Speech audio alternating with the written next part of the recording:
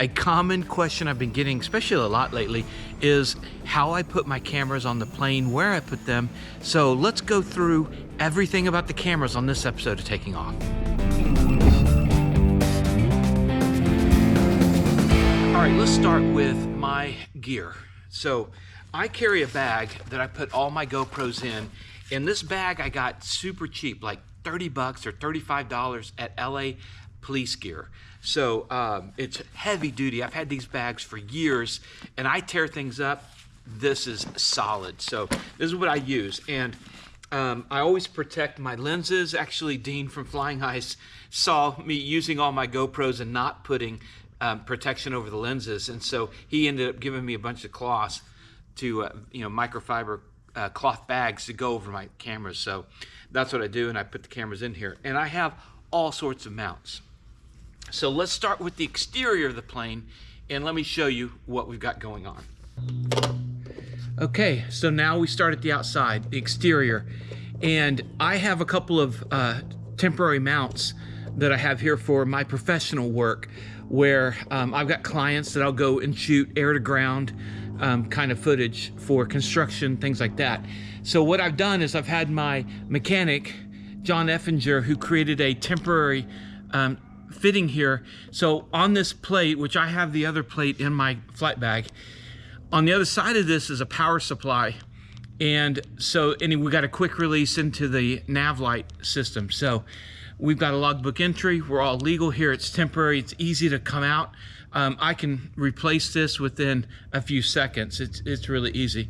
But what I really like about this now is I can plug in, and now I can run power all day long to this. I have very big cards in all my cameras. Minimum is 128, but a lot of my cameras will have 512 cards, and the fast cards, you have to have them. So in this particular case with this external mount, I use a 360 camera very often here. And the reason why I do that, because the 360s have come along pretty good. And if I do it this way, I don't really need any other exterior camera, because I can use this to look forward. I can use it to look back, down, whatever.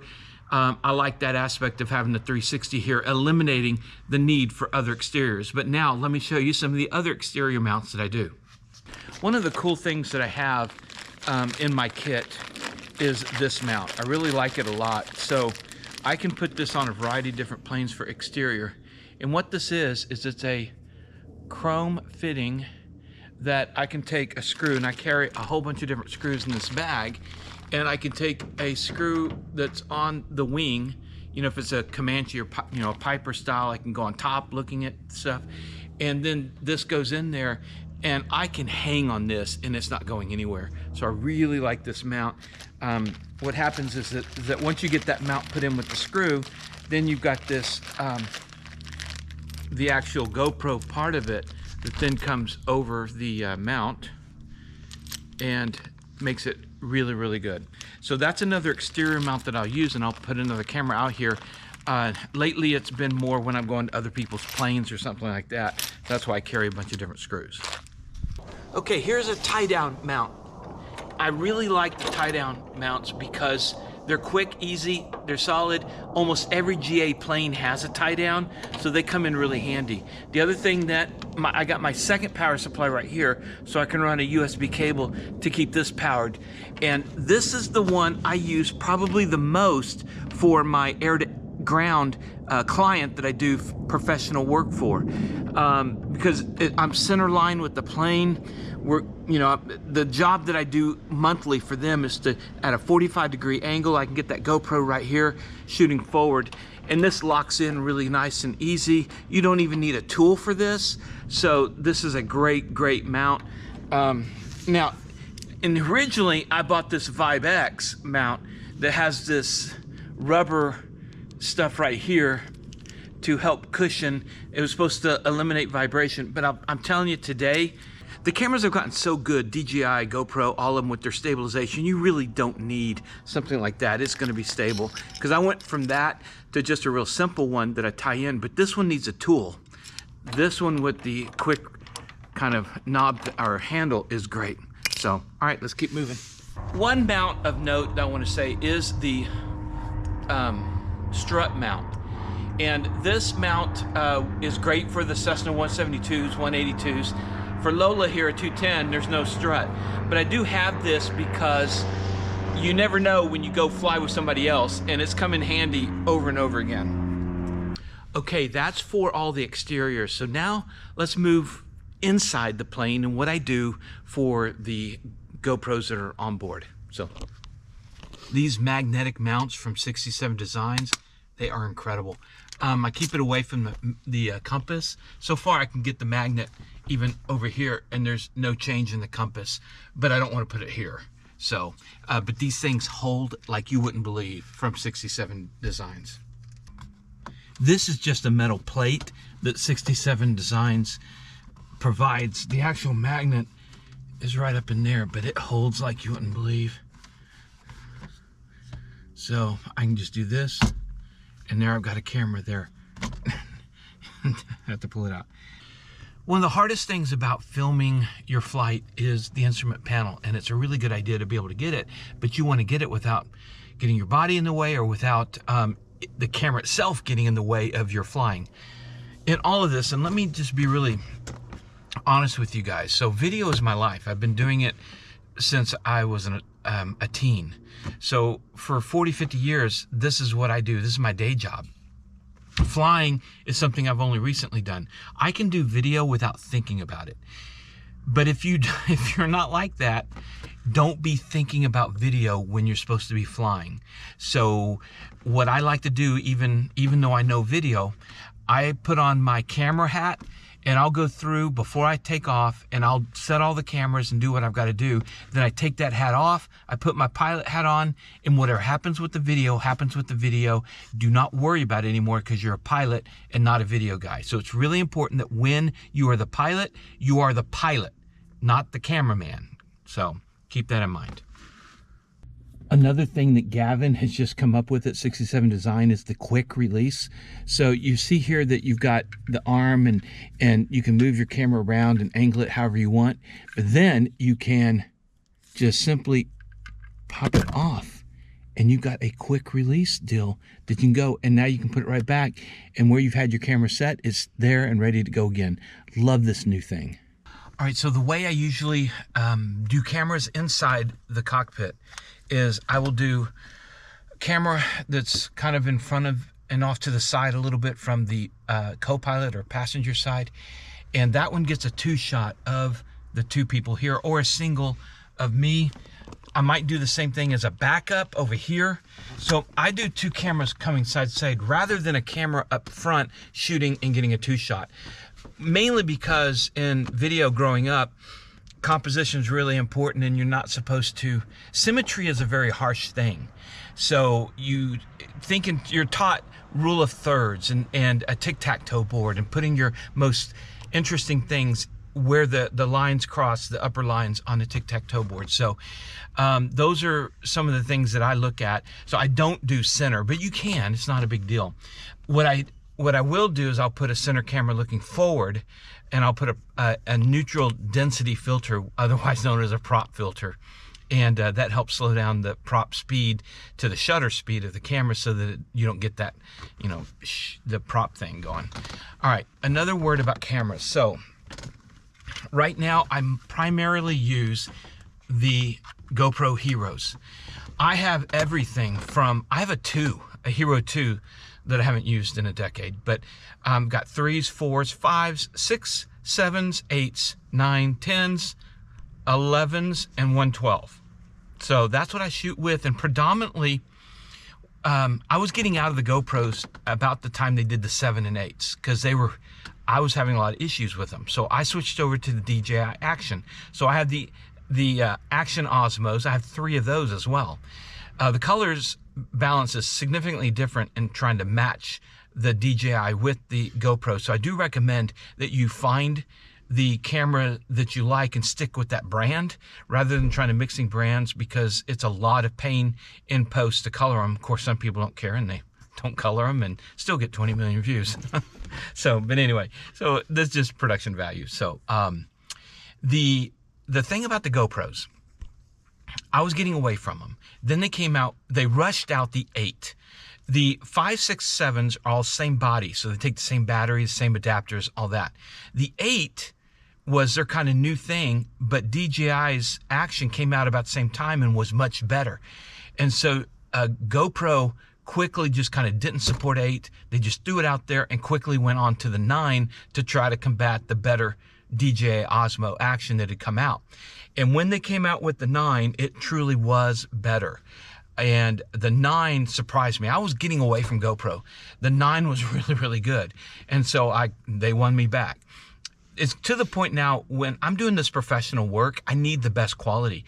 So I'm using the Hero 12s because the chip, the sensor on the Hero 12 is better than my old high quality DSLR camera that I use professionally. So I'll use it, especially if I'm doing air to ground photography and from the tail mount. So I'm a real big fan of the GoPros. Then people say, well, they overheat, or, oh, the batteries don't last as long as the others, or whatever. Let me fill you in on some secrets here. So all of these cameras are very small. The DJI, same thing. What they sacrifice for size is going to be the way they deal with heat. All of them will overheat. Now, if you're going at a higher quality image, it will overheat faster because on board it is cooking.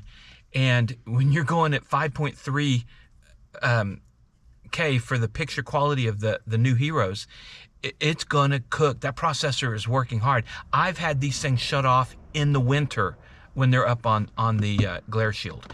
So it's not GoPro versus DJI as far, they all overheat. The DJI doesn't run at the higher quality that the GoPro does. So if you actually want to go apples to apples, then cut back the quality setting on your GoPro. You know, if it's really important, go with 1920 by 1080 on your size, and that thing won't overheat. It'll last 2 or 3 times longer than at the higher setting. So it's about the setting, not about the camera as far as what overheats and what doesn't. So then we talk about battery. Well, the same issue with the battery. The batteries on here are actually pretty good. And they've gotten to the point where, you know, it's all, again, the quality that you're doing. If that processor is having to think harder and work harder, the batteries are going to go quicker. So if you do cut back to the lower quality, then your batteries will last longer, it won't overheat and everything else. Now, for me, as a video professional, I'm pretty much always using the highest quality, and I just deal with the overheat, and I deal with the battery issue in different ways. So, but there have been times where if it's critical, I'll cut down to the 1920 by 1080, because here's the deal. I deliver on my YouTube channel 1920 by 1080, which is 2K. So when you get up to 4K or 5.3K, as the new GoPros will do, what that affords me is the ability to zoom in and reposition and reframe, so that if I've got this wide shot from the glare shield of the two pilots, I can actually zoom in to a close-up of one or the other and not lose any quality. That's one of the advantages of having the higher quality, but you will overheat faster. So that's a rundown on all that. Okay, now let's talk about settings and what I do. So if you'll see on my GoPros, I go to 5.3 and I've got 30 frames a second, and I've got linear for the aspect angle. Now sometimes I might pop that to, you know, wide or whatever they've got. But right now that's what this one's at. 30 frames a second is your normal. The only reason to go up to like 60 frames a second is if you're going to do slow motion. It'll make your slow motion look so much better. In our business, in the film world, we call it overcranked. So if you overcrank it, anything over 30, you have the ability to do more fluid slow motion in editing, or you can make it normal speed too. So that's what that is. But most of the time I live at 30. But if the outside exterior cameras, I might go to 60 and be able to do some slow motion as we're flying through the Grand Canyon or something like that. And so that's the settings that I use. Okay, one thing I really like about 67 Designs is that Gavin, the owner, is always improving. And gosh, he really reminds me of Mark Patey in Best Tugs, because this guy lays awake at night thinking about how he can design a better mount. And so you've got the carbon fiber mounts at different sizes. So if you want to extend out your mount, your camera, you can order that. I have a couple. I have this one, which is the short one. I also have a couple that are really long. Actually, Brian Turner, who's running camera for me right now, I've got the big, I don't know, 8-inch one on that one. So I'll have to show an insert of that. When 67 started, in the professional world, I have these pump suction cups, and what happens is it gets a connection, and then vacuums sucks the air out to be able to hold it. And then when you see this coming out, you'll know it's about to release if it were to do that. But Gavin, being Gavin, started looking around, and really these these suction mounts that actually pull the air out and pull it down like that work even better. And so he has switched over to these suction mounts. Suction mounts have been the cornerstone of what I've done until Gavin came up with the magnetic mounts here. So the suction mounts are key, and I have a bunch of them. So I'll use them for the pilot camera. I'll use them for the forward camera that has the ND filter. I'll use them for a camera that I put on the windshield here to look out over the wing. I'll put it in the back to cover a guest or a passenger. But I've got suction mounts and suction mounts. Oh, here's one of the longer arms. So suction mounts, very, very important. You can put them anywhere. But again, note, be safe as a pilot. Don't put them where it blocks your view of different things. You want to keep it as simple as you can. I'm showing you every camera that I use in every camera position. I have 12 cameras, 12 GoPros. I don't ever use them all in one plane on one trip. You wouldn't be able to see outside. All you really need is 1 or 2 cameras, or 3 inside, 1 outside, and that's plenty, unless you're doing a specific mission. You're doing the Grand Canyon. In that case, put as many cameras on as you can. The other argument for having multiple cameras, especially inside on the pilots, is because they overheat, and it's good to have alternates, so backups, as it were. All right, let's go talk about audio. Sound is very, very important on any video, and it's actually, people focus too much on the cameras and not on the sound. Without sound, you got nothing. I did this awesome video of in Lola, multiple cameras. It was awesome. We were flying IMC. I got a hold from regional, all this kind of stuff, and the things that are going on. We broke out just above minimums. It was incredible, and my audio didn't work. So you never saw that video. I never posted it, because otherwise it's just me flying in the soup and you didn't know what it was. So audio. At the basic level, what you buy is an interrupter style audio.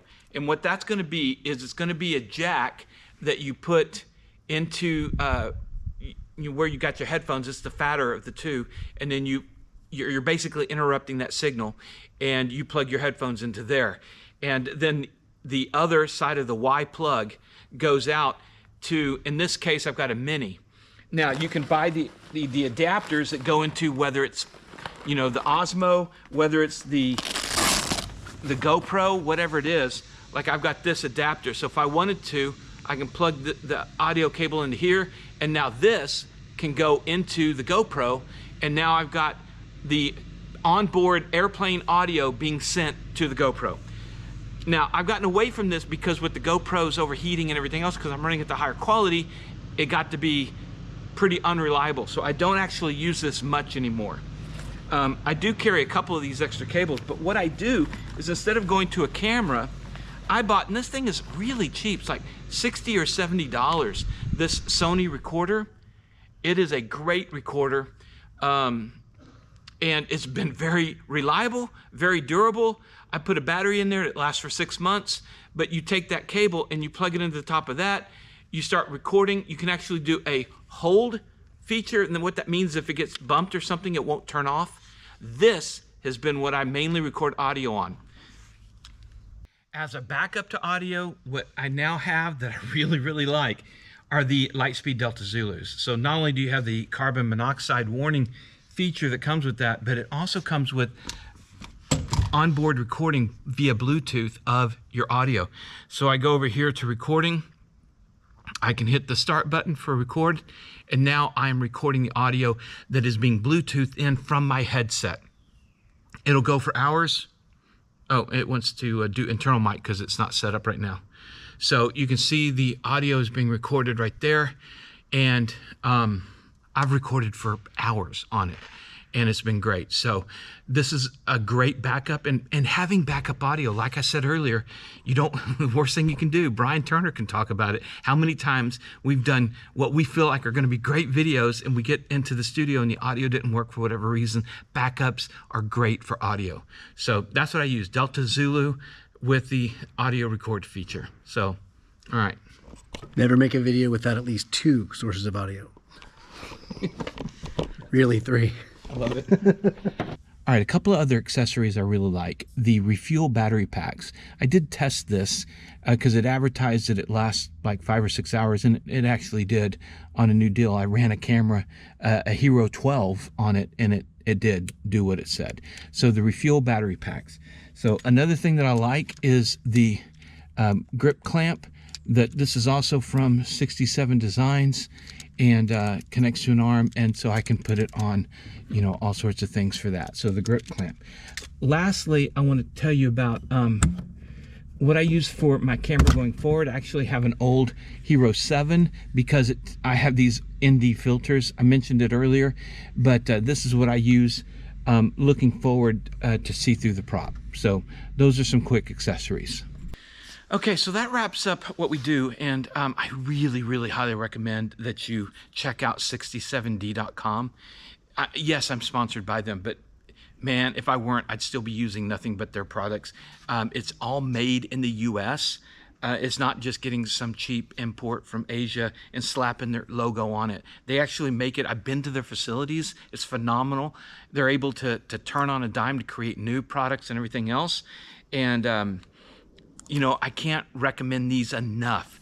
I jokingly call it, if you know the Pateys, Mike and Mark Patey, and what they do, when you look at best tugs down here, the best tug that Mark Patey creates is the Cadillac. I mean, he created best tugs with that name in mind, that he wanted the best. And that's what 67 Designs is doing too. So I think they're the best tugs of camera mounts. I really do. So check them out at 67D.com. I actually talked to Gavin into putting a taking off collection that you can go to the website under the aviation section of their deal. And, you can get some of the things, all the things that you've seen here today. So that is how I camera up the airplane. So I hope it's been helpful for you. My channel is brought to you by our sponsors. I already mentioned 67D. Jerry at ClemensInsurance.net saved me a lot of money when I switched over to him. Colton Mortgage, ColtonTakingOff.com, Flying Eyes, the best glasses for under the headsets and headphones and helmets. So also, Sea Vision, the brightest landing and taxi lights out there, and